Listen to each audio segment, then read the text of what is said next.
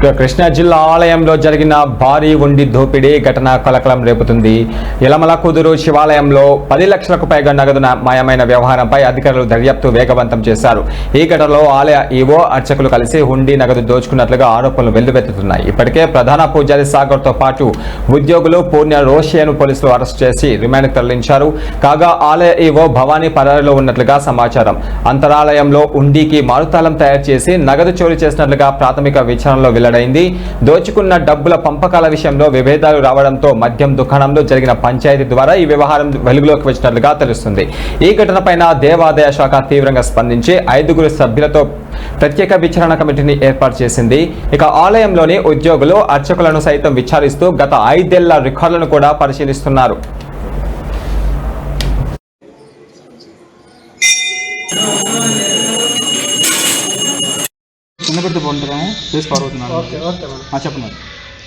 నేను అసిస్టెంట్ కమిషనర్గా ఎండోమెంట్స్లో వర్క్ చేస్తున్నానండి. యలమల కుదురు ఇష్యూ మీద ఎండోమెంట్ డిపార్ట్మెంట్ కమిషనర్ గారు మాకు ఎంక్వైరీ నిమిత్తము ఒక టీంని ఇక్కడ పంపించారు. లాస్ట్ 5 years నుండి జరిగిన అకౌంట్స్ మొత్తం అన్నీ కలిపి ఎంక్వైరీ చేసి రిపోర్ట్ సబ్మిట్ చేయమన్నారు. దాని నిమిత్తము మా టీం అంతా ఈరోజు వచ్చి ఎంక్వైరీ అనేది చేస్తున్నాం. ఎన్ని రోజులు చేయండి?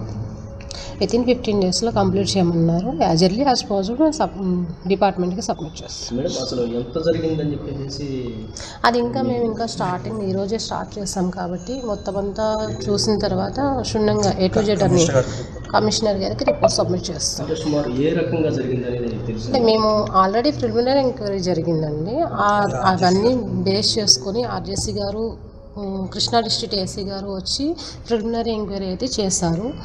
ఇంకా డెప్త్కి వెళ్ళి 5 years రికార్డ్స్ మొత్తం అంతా చూసి ఎంక్వైరీ చేయమని చెప్పి మాకు ఒక టీంని ఇచ్చారు. ఆ టీం మొత్తం క్షుణ్ణంగా అన్ని రికార్డ్స్ చూసి మేము ఒక రిపోర్ట్ని తయారు చేసి కమిషనర్ గారికి సబ్మిట్ చేస్తాం. ఇప్పుడు ఫ్రాడ్ జరిగింది కదా మేడం, ఎంతమంది ఇన్వాల్వ్మెంట్ ఉంది? మేము ఈ రోజే వచ్చామండి. మొత్తం అంతా మేము చూడాలి కదా క్షుణ్ణంగా. మేము ఎవరిని ఏంటి అని ఏది చేయకుండా ఇది అని చెప్పలేం కదా. సో మొత్తం అంతా డీటెయిల్డ్గా A to Z అన్నీ చూసి రికార్డ్స్తో సహా మొత్తం మేము వెరిఫై చేసి ప్రాపర్గా ఎంక్వైరీ అంతా జరిగిన తర్వాత ఎంక్వైరీ కమిటీ వేసినప్పుడు ఇక్కడ ప్రజెంట్ స్టిల్ చేస్తున్నటువంటి ఈవో ఉండాలా, అర్చకులు ఉండాలా? వాళ్ళు ఎవరు లేకుండా మీరే రికార్డ్స్ చేసేస్తున్నారు కదా, ఇది ఏమన్నా జరిగే అవకాశం ఉందా? ఫ్రాడ్ మేము మొత్తం అంతా